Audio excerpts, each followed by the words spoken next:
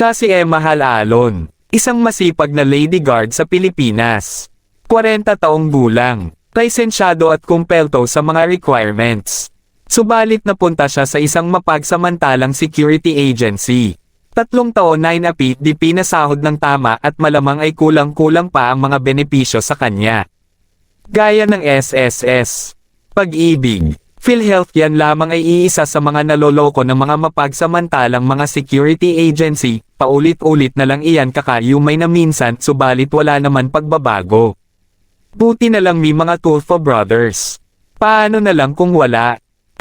Paano na nga ba? Si Emma Halalon na taga Pasig. Napilitan siyang magsumbong sa sumbungan ng bayan kay Raffy Tulfo. Hindi na raw niya matiis ang pandaraya ng agency niya.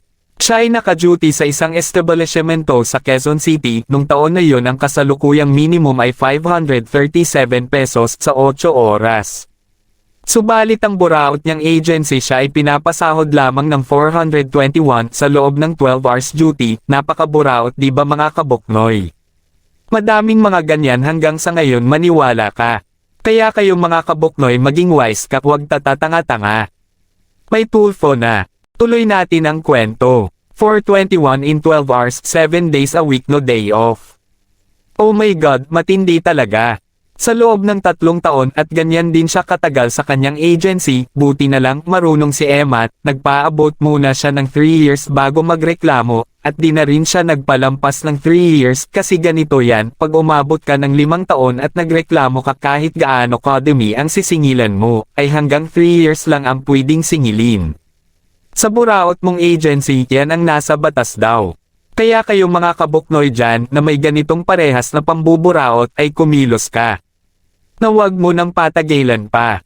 At eto na nga, umaksyon na si Tulfo sa nasabing kaso ni Emma. Inobliga niya ang Balasubas na agency para mag-refund at humirit ang taga-agency na kakausapin na lang daw si Emma. Subalit sinabi ni Tulfo na sa dule na lang mag-usap at magkwentahan. Yan ang tamang lugar talaga para legit, at tinawagan din ang major ng SOSYA na silang nangangalaga na ahensya ng mga gwardiya. SOSYA lamang kasi ang may karapatan na magpatawag sa nirereklamong security agency, at naganap na nga. Lunes ay maghaharap-harap sila sa opisina ng SOSYA.